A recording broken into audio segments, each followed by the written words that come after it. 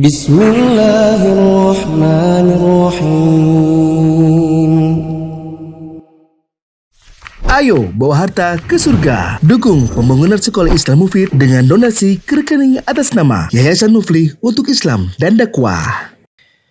Alhamdulillahi wa kafa wa salatu wassalamu ala rasulillahi mustafa wa ala alihi wa ashabihi wa man iktafa.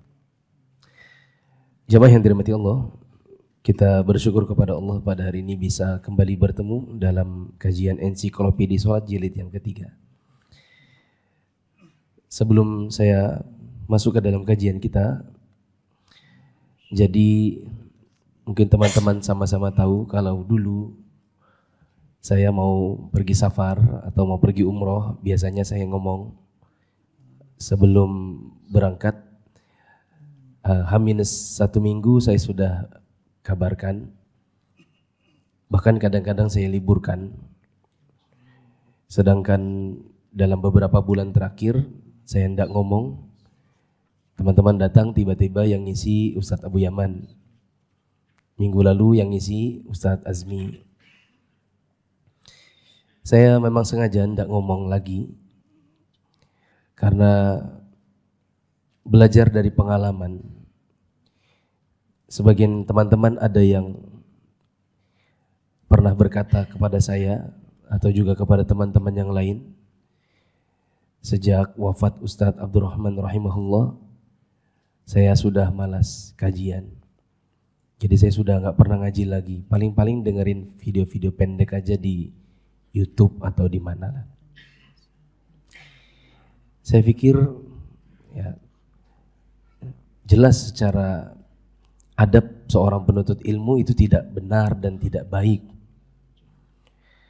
Karena kita yakin sekali bahwa ustadz-ustadz kita dahulu tidak pernah mengajarkan orang untuk mencintai dirinya, tetapi mencintai ilmu yang dibawanya. Bukan ngefans buta kepada orang yang membawakan dakwahnya, tetapi cinta kepada apa yang didakwakan. Justru kalau sebagian orang ada yang berkata demikian, ini pertama bertentangan dengan prinsip dakwah para ustadz, terkhusus dalam hal ini adalah Ustadz Abdurrahman. Yang kedua itu secara tidak langsung berkata Ustadz Abdurrahman ini gagal dalam berdakwah karena hanya menciptakan murid-murid fanatik saja. Dan kita yakin, kita yang dulu ngaji dari zaman 2007 sama beliau di Istiqomah, kita sering dengar Ustadz Abdurrahman kalau di kajian-kajian sering menyebut nama ustadz-ustadz yang lain di Balikpapan. Sengaja dalam tanda kutip dipromosikan karena beliau mau bahwa teman-teman itu ngaji bukan hanya sama beliau. Beliau ingin kita belajar dari siapapun dengan gaya dan cara penyampaian seperti apapun. Maka dari itu juga saya setelah berkaca dari masalah ini, saya pikir mungkin teman-teman harus dilatih. Saya juga tidak mau nanti ketika saya sudah meninggal kemudian muncul perkataan yang sama. Gak enak kalau gak Ustadz Muflih. Saya sudah cocoknya sama Ustadz Muflih, kalau yang lain belum merasa cocok. Sehingga akhirnya saya meninggal, teman-teman gak ngaji. Karena mungkin gak merasa belum ada kenyamanan. Saya paksa untuk saya hubungin Ustadz Abu Yaman, Ustadz Azmi, Ustadz Jihad Manggar, dan ustadz-ustadz yang lain yang jadwalnya tidak mirip. Yang jadwalnya tidak mirip saja yang saya hubungi. Saya minta untuk digantikan, untuk menggantikan saya. Dan alhamdulillah sebagian dari mereka mau. Ya, sebagaimana kalau di hari ini, di hari Selasa Ustadz Abu Yaman mau, Ustadz Azmi mau. Supaya teman-teman juga mulai mendengar dan mau mendengar dakwah dengan gaya yang berbeda-beda. Saya dengan cara saya meminta sebagian teman-teman untuk membacakan versi Indonesia. Tujuannya adalah supaya saya bisa menyimak bahasa Arabnya dan mencocokkan antara apa yang saya baca dari bahasa Arabnya dengan yang diterjemahkan, sehingga kalau mungkin ada kesalahan butuh untuk dikoreksi, Tujuan saya adalah supaya buku ini yang tebal-tebal tamat dalam jangka waktu mungkin 2 tahun, 3 tahun. Ya, sedangkan kita pernah bahas di BDI saja, buku judulnya Belajar Bimbingan Islam untuk Pemula, buku saku 1,5 tahun baru selesai. Apalagi kalau bukunya tebal. Jadi 1, 2, 3-nya semuanya tebal. Itu bisa butuh waktu 20 tahun. Kalau saya dengan gaya yang sedikit kata disyarah, tanpa bantuan pembaca. Dengan adanya pembaca akan menyingkat waktu. Datang Ustadz Azmi dengan gaya yang berbeda. Beliau tidak suka kalau bahasanya yang Indonesia. Beliau minta ke saya PDF-nya, lalu beliau bacakan Arabnya. Mungkin teman-teman yang nyimak bahasa Indonesianya sekarang kondisinya terbalik. Kalau dengan Ustadz Azmi, teman-teman jadi nyimak Indonesia, beliau bacakan Arabnya. Tujuan beliau adalah memotivasi supaya teman-teman mau ikut kelas-kelas bahasa Arab. Dan kata beliau sendiri, saya pusing kalau baca Indonesia.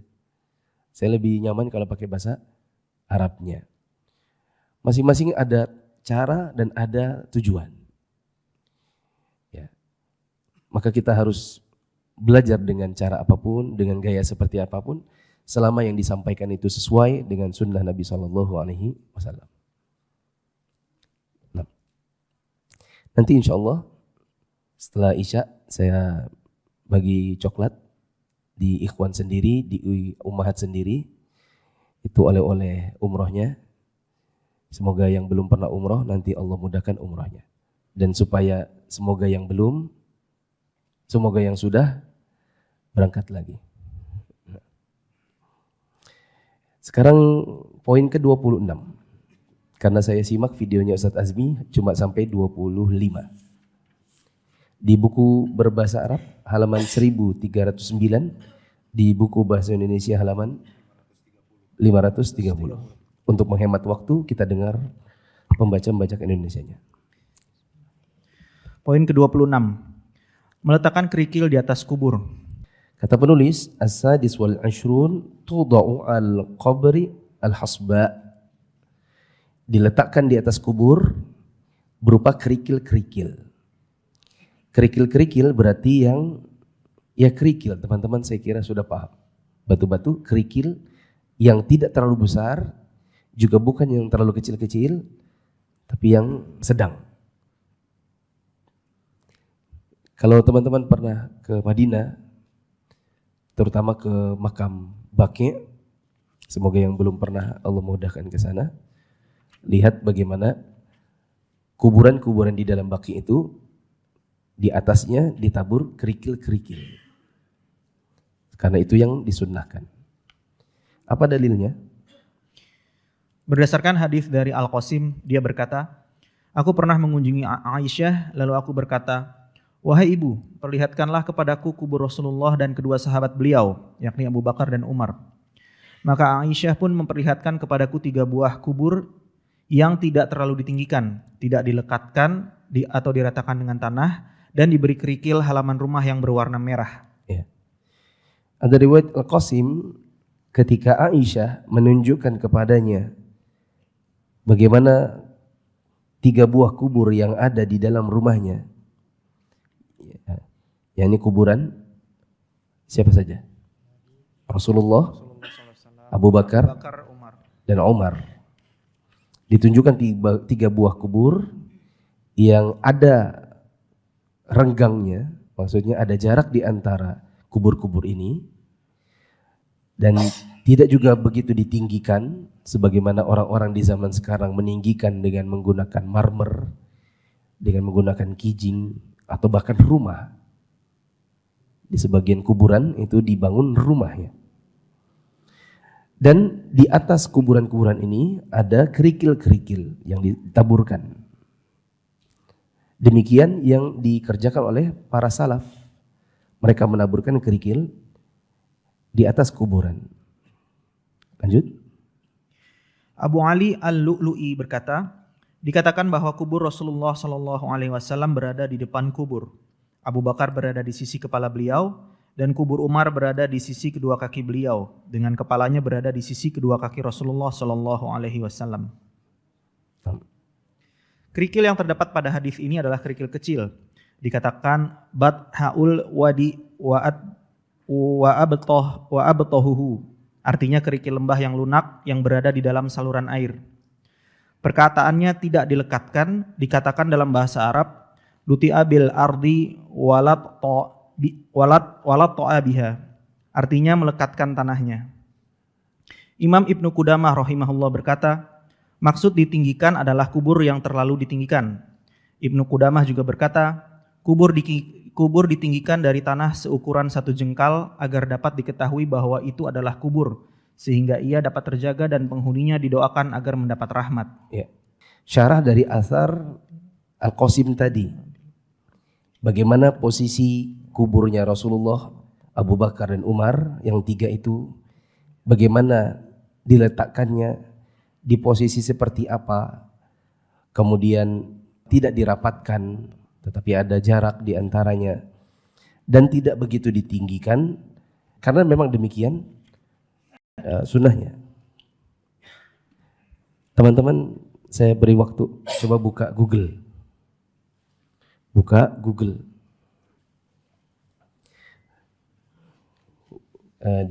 Ketik aja kuburan Rasulullah gitu.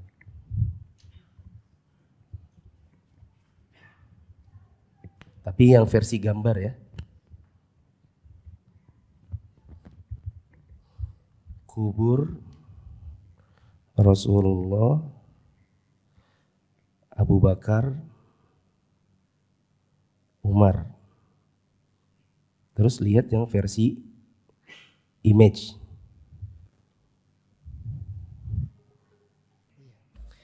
Sana kiblat.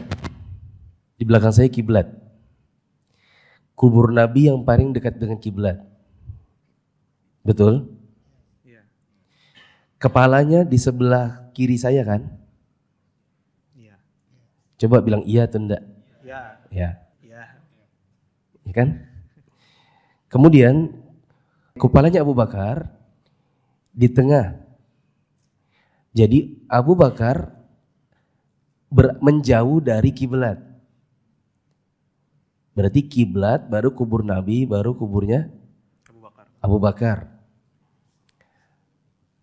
Dan kepalanya Abu Bakar ini berada di sisinya Nabi. Sudah? Kemudian kuburnya Umar lebih jauh lagi dari kiblat.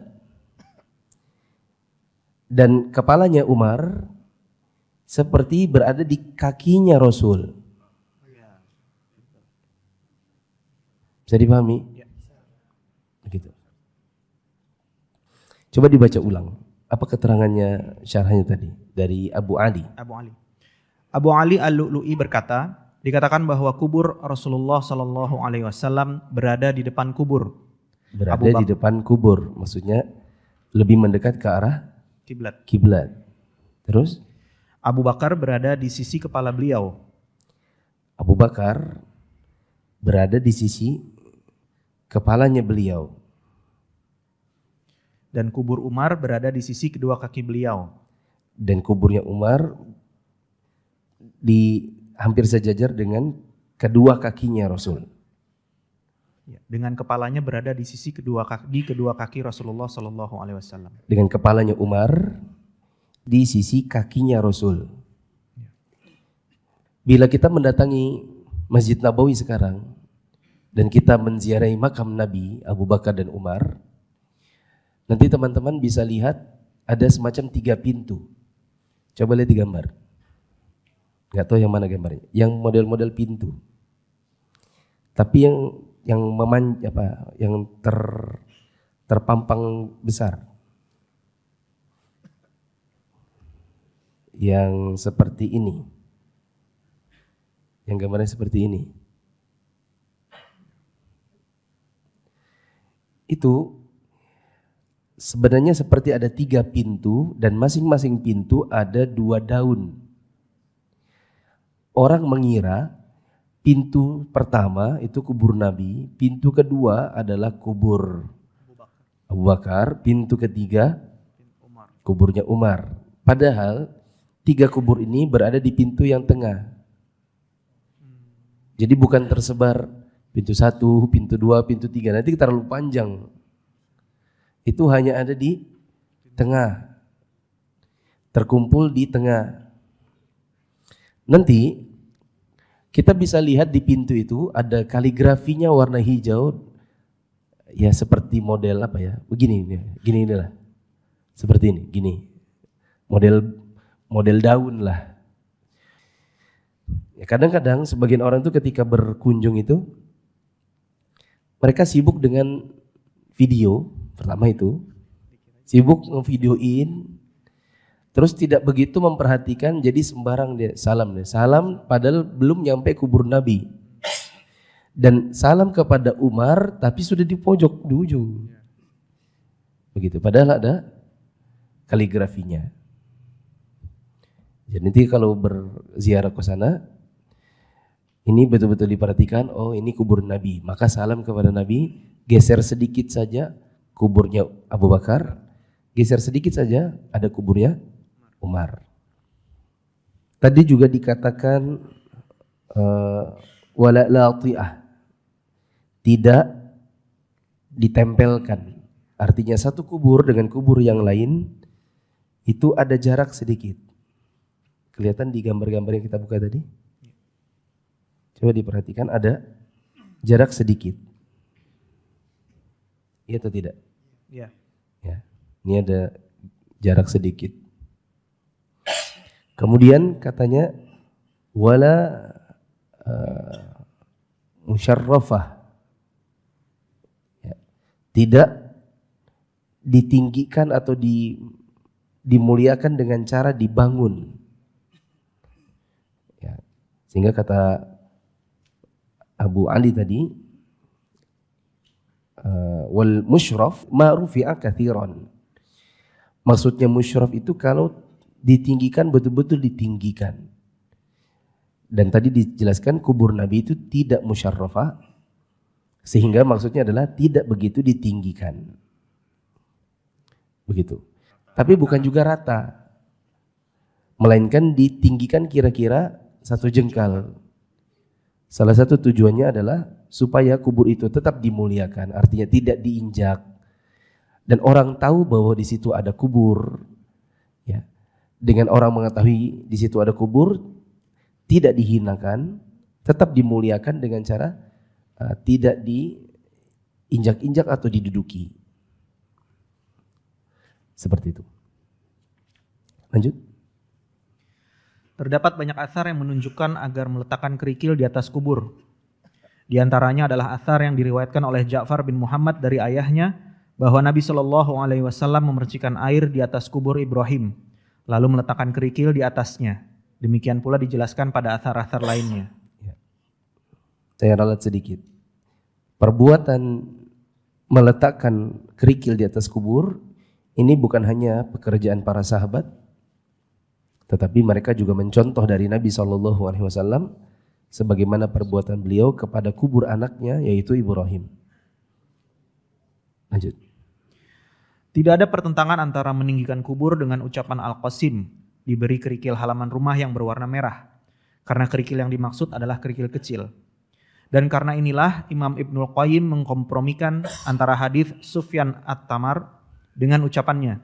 Ia melihat kubur Nabi Shallallahu Alaihi Wasallam dibuat gundukan dengan hadis dari Al-Qasim, tidak ditinggikan, dilekatkan atau diratakan, dan diberi kerikil halaman rumah yang berwarna merah. Imam Ibnul Qayyim telah mengkompromikan antara kedua hadis tersebut dan berkata, kubur Nabi Shallallahu Alaihi Wasallam itu dibuat gundukan dan diberi kerikil yang berwarna merah tanpa adanya bangunan dan tanpa diplester. Demikian pula dengan kubur kedua sahabat beliau, yakni Abu Bakar dan Umar. Ya. Ada 2 riwayat bahwa kuburnya Nabi SAW itu diberi semacam gundukan dan seolah-olah dia ditinggikan. Dan ada riwayat bahwa kuburnya Nabi itu tidak begitu ditinggikan. Maka Imam Ibnu Qayyim mengkompromikan 2 riwayat ini dengan mengatakan bahwa kubur Nabi SAW itu tetap ada dimensi tingginya, tapi tidak begitu tinggi, melainkan seperti satu jengkal dinaikkan lalu kemudian ditaburi di atasnya kerikil yang kecil-kecil. Lanjut. Saya yakni penulis pernah mendengar guru kami Syekh bin Baz rahimahullah berkomentar mengenai kedua hadis tersebut. Yang sunnah adalah agar kubur itu dibuat gundukan, dan hadis Aisyah radhiyallahu anha tidak bertentangan dengan hal tersebut. Karena kubur itu dibuat gundukan hingga air dapat mengalir, lalu di atasnya diletakkan kerikil dan diperciki air. Nah, saya kira jelas. Lanjut. Poin ke-27. Kubur diberi tanda dengan batu atau bata atau kayu. Ya. As-sabi'u wal 'ashrun yu'allamu al-qabru bihajarin aw apa tadi? Batu, bata atau kayu. Bata di sini apa ya? Masa laban?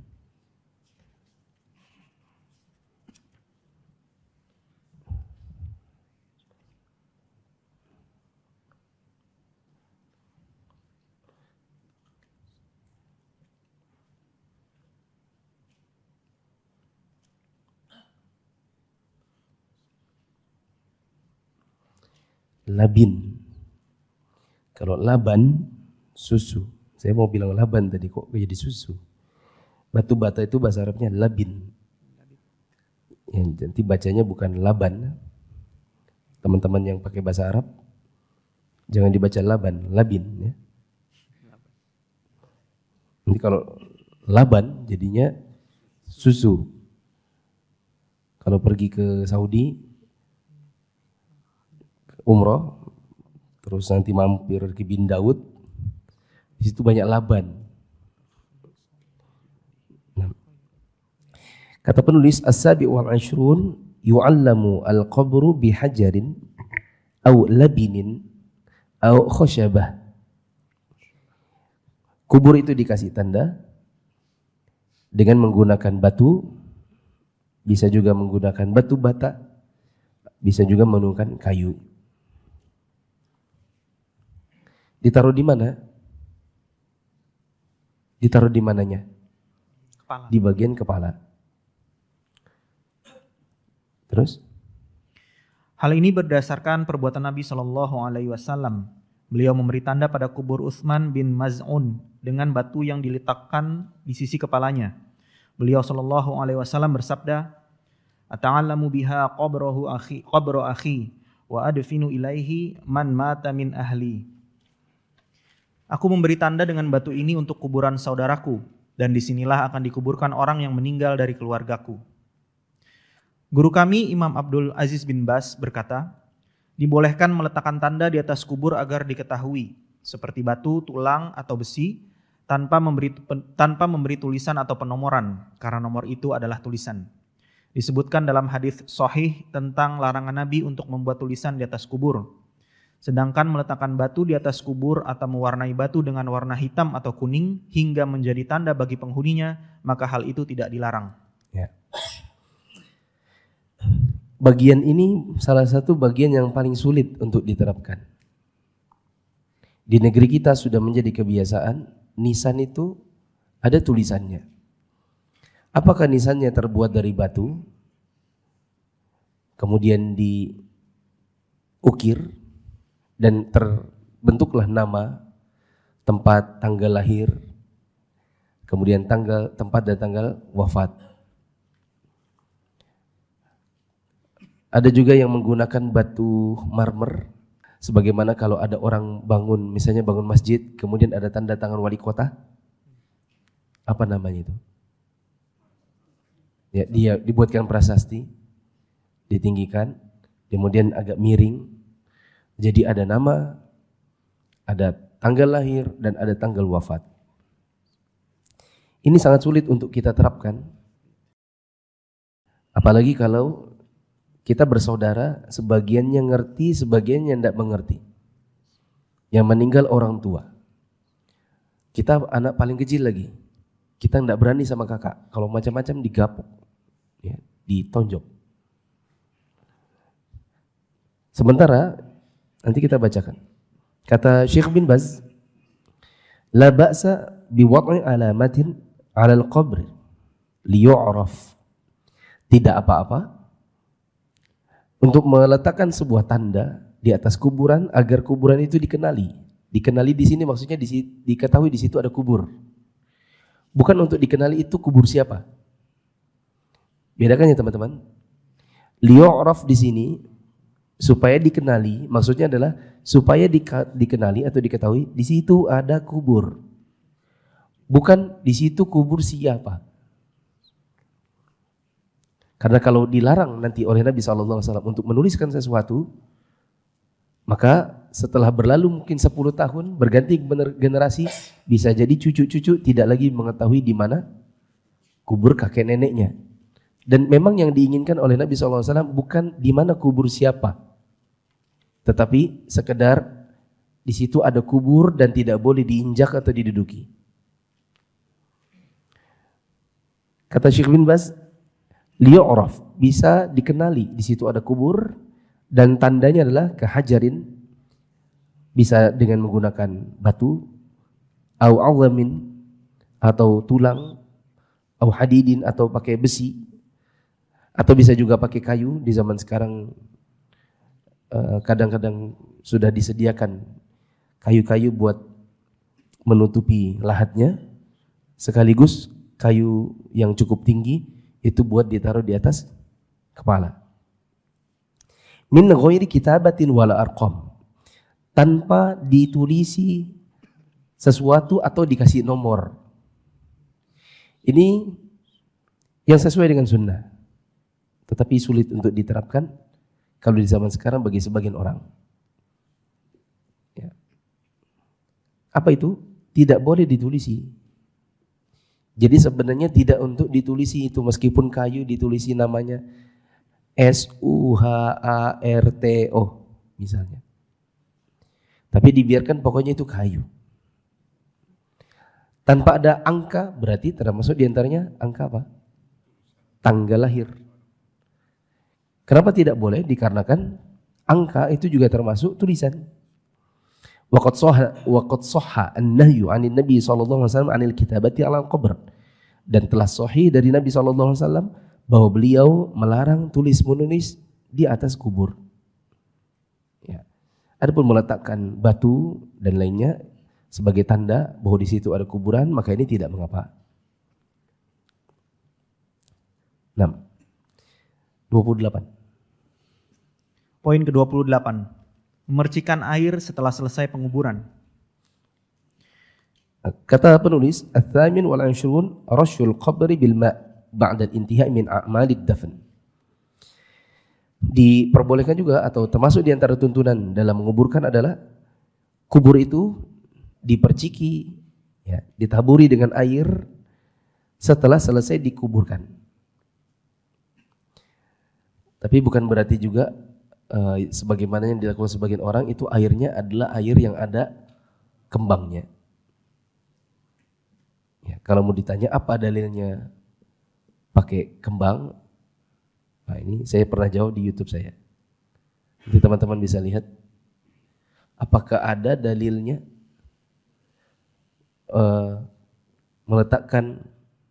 menaburkan bunga. Jawabannya ada dalilnya. Ya, nanti mungkin kalau azan saya carikan dulu. Nanti saya putarkan. Yang jelas ditaburkan air. Taburkan air. Tujuannya adalah supaya tanahnya bisa cepat merekat, ya, dan tidak dibongkar oleh binatang. Coba dibaca. Imam Ibnu Qudamah rahimahullah berkata, disunahkan memercikan air di atas kubur agar tanahnya menjadi lekat. Terdapat beberapa atsar yang menjelaskan hal tersebut, di antaranya hadis yang diriwayatkan dari Ja'far bin Muhammad dari ayahnya bahwa memercikan air di atas kubur pernah terjadi pada masa Rasulullah sallallahu alaihi wasallam.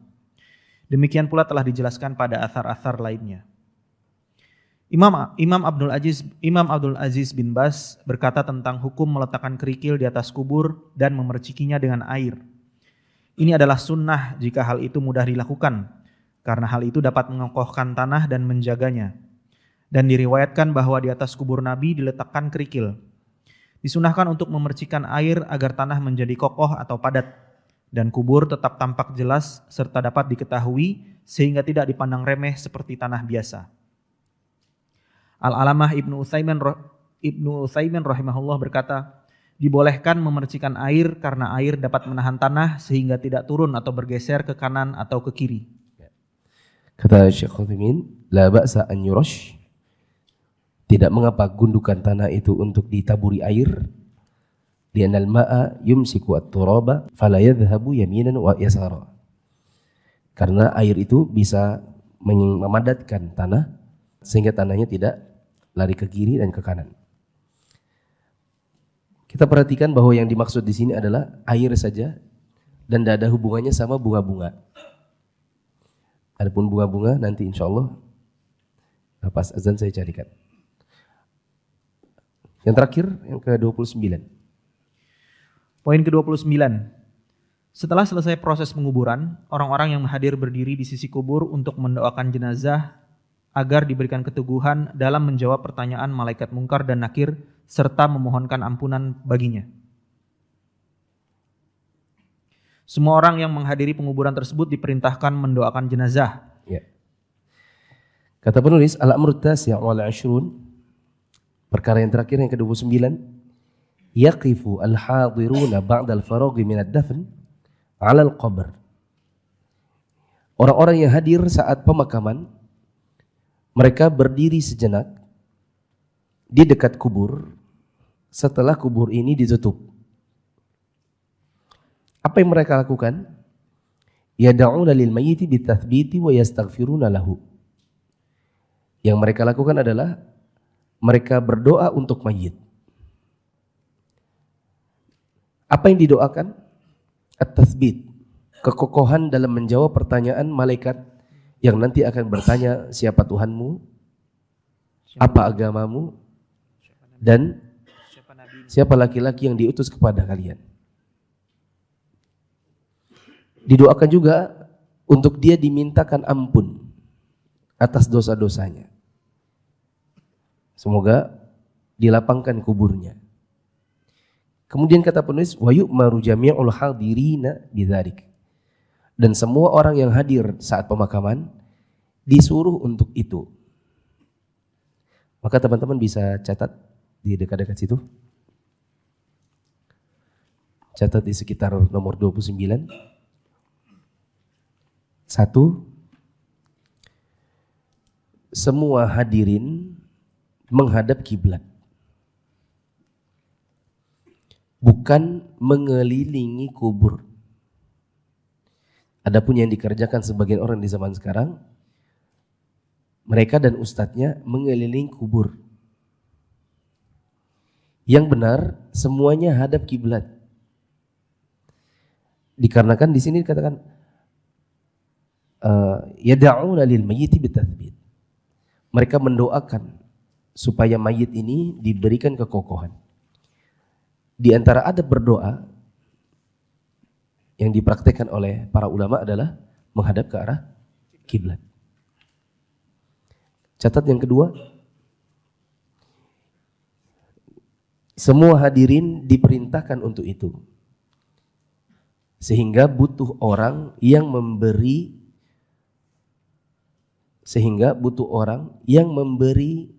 nasihat agar semua orang melakukannya. Karena kadang sebagian orang tidak tahu adab ini. Sebagian orang ada yang tidak mengetahui adab ini. Bahkan di antara mereka orang lagi ngubur, mereka ketawa-ketawa. Mereka ketawa-ketawa. Jadi yang dilakukan adalah mungkin ada seorang tokoh agama atau seorang ustadz. Ketika sudah dilihat kubur sudah tertutup, tanah sudah tinggi kira-kira sejengkal, nisan sudah tegak, maka di antara mereka mungkin ada yang bisa memberikan salam kepada hadirin. Assalamualaikum warahmatullahi wabarakatuh. Lalu kemudian memberi arahan. Tausiah sedikit saja, tidak usah panjang-panjang, dan itu boleh sebagaimana perbuatan Nabi.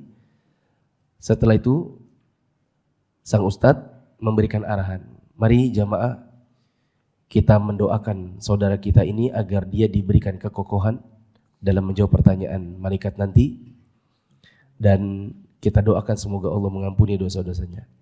Silakan jamaah menghadap ke arah kiblat. Dan nanti jangan sampai ustadznya tidak tahu arah kiblat lagi, baru dia tanya, yang mana arah kiblat? Kemana arah kiblat?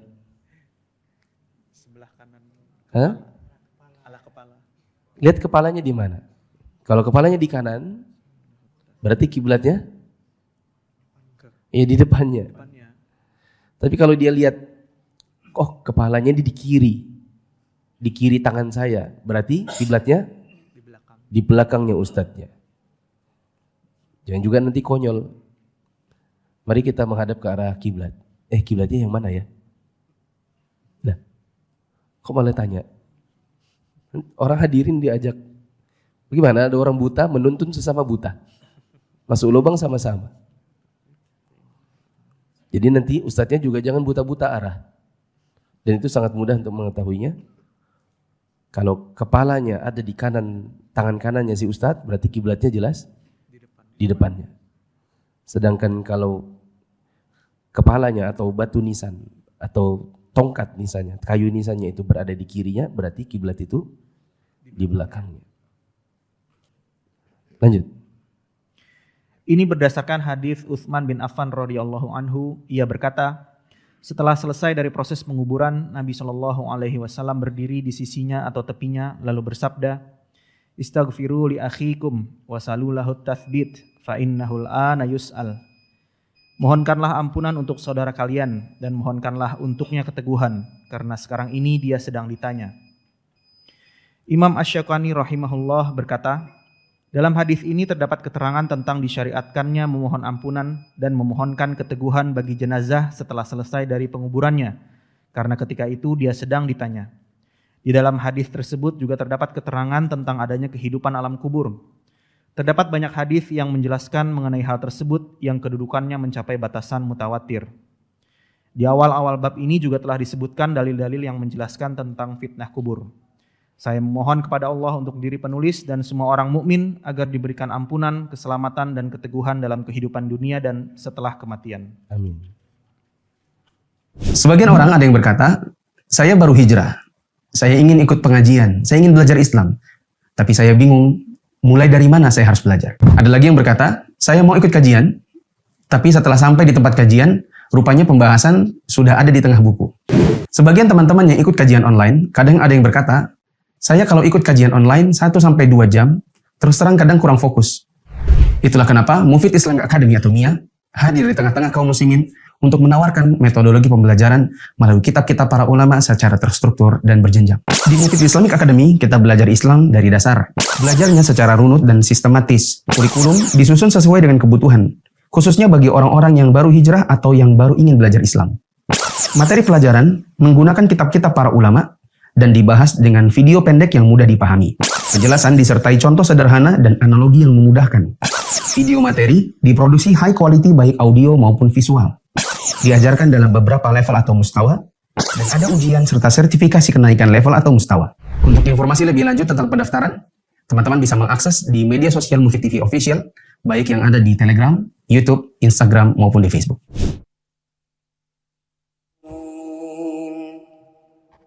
Kalau ada yang bilang gini, gak ada itu hadisnya bawa-bawa bunga, bawa-bawa air. Jawabannya salah.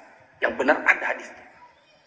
Siapa bilang tidak ada hadis bawa-bawa bunga, bawa-bawa air? Ada hadisnya. Hadis Nabi SAW yang sahih ketika beliau melewati pekuburan di Madinah, lalu beliau mengatakan, 2 kubur ini disiksa. Yang satu disiksa karena suka mengadu domba, yang satu disiksa kalau buang air kecil, kalau dia buang air kecil tidak menjaga dirinya dari najis, maka keduanya disiksa. Nabi ambil pelepah kurma, terus dibelah 2, taruh di sini 1, taruh di sini 1. Kemudian Rasulullah mengatakan selama pelepah kurmanya ini masih basah, maka siksanya diringankan. Ini dalilnya. Jadi kalau antum mau bawa ke kuburan, Mau bawa bunga dan air bolehkah? Boleh. Bila antum tahu bahwa kuburannya disiksa.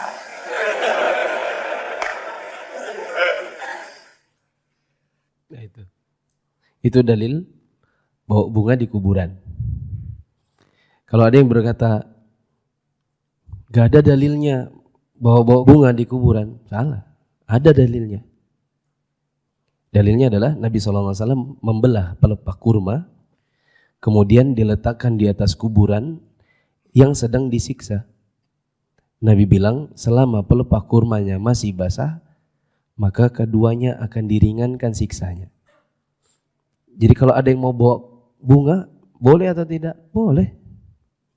Kalau dia yakin bahwa kuburannya disiksa. Tapi siapa yang tahu? Kan gitu.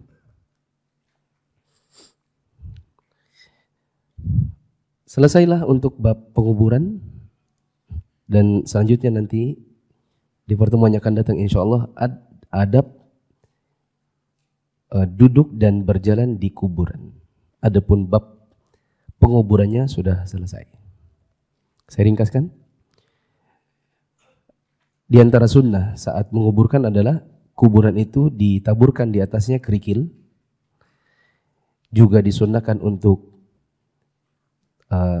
mungkin sudah berlalu, tetap ditinggikan kira-kira sejengkal supaya diketahui bahwa di situ ada kuburan dan tidak dihinakan seperti diinjak-injak.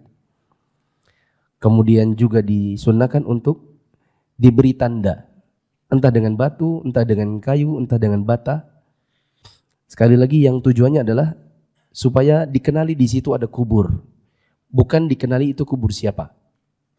Karena kalau untuk dikenali itu kubur siapa, melazimkan tandanya bukan cuma sekedar batu, melainkan batunya ditulisi, diberi nama. Sementara telah sahih dari Nabi SAW larangan menulisi. Begitu juga menulisi tanggal lahir, ini memberi angka, dan angka juga termasuk tulisan, sehingga juga dilarang sebenarnya. Tadi saya katakan ini cukup berat bagi sebagian orang, dikarenakan bertentangan dengan adat istiadat yang sudah mendarah daging di masyarakat kita. Lebih berat lagi manakala yang meninggal orang tua, kemudian sebagian saudara itu ada yang tidak memahaminya, sehingga terjadi pertengkaran antara kakak dan adik, antara anaknya yang meninggal dengan saudaranya yang meninggal, dan seterusnya. Juga diperbolehkan atau disunahkan untuk menaburkan air dengan catatan bukan air bunga, tetapi air biasa. Karena tujuannya bukan untuk harum-harum, bukan untuk syafaat, bukan untuk meringankan siksa, melainkan air itu tujuannya adalah untuk merekatkan tanah, supaya tanahnya tidak berserakan. Dan yang terakhir, termasuk yang disunahkan adalah hadirin berdiri sejenak di sekitaran kubur menghadap kiblat dalam rangka untuk mendoakan supaya mayit ini diberikan kekokohan dalam menjawab pertanyaan malaikat dan diberikan pengampunan. Hadirin diminta untuk menghadap ke arah kiblat, dan biasanya dibutuhkan seorang tokoh agama atau ustadz untuk mengarahkan hal ini karena sebagian hadirin mungkin ada yang tidak memahami sunnahnya. Ada pertanyaan?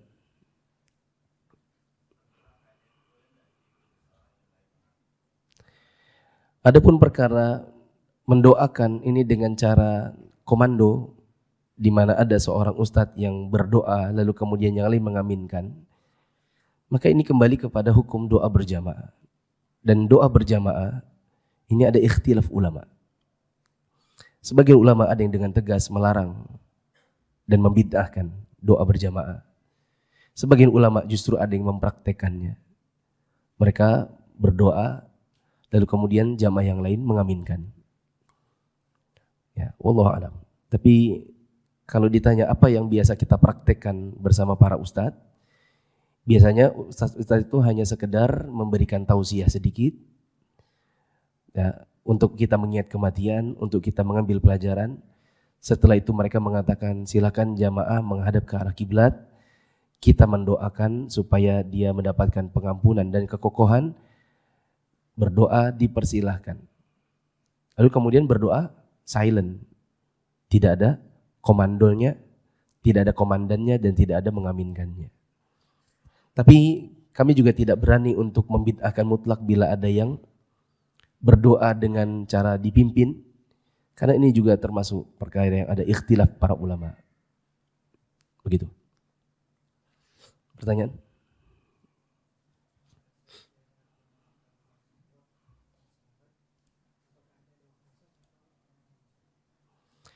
Ketika ziarah kepada makam Nabi SAW, Abu Bakar dan Umar memberi salam. Assalamualaikum ya Rasulullah, Assalamualaikum Abu Bakar, Assalamualaikum ya Umar. Ada di antara sebagian ulama yang memberikan doa-doa yang lebih dari itu. Ya. Wallahu a'lam. Tapi salam saja insya Allah sudah cukup. Ada pertanyaan?